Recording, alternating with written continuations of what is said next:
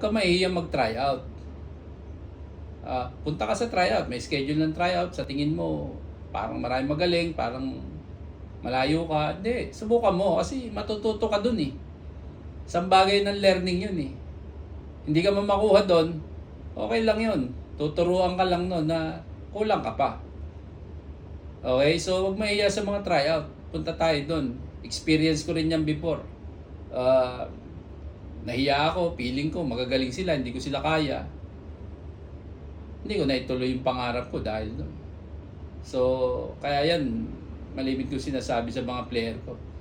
Pag may opportunity, try, subok. Walang mawawala. Of course, lalo ka pa nga madadagdagan eh.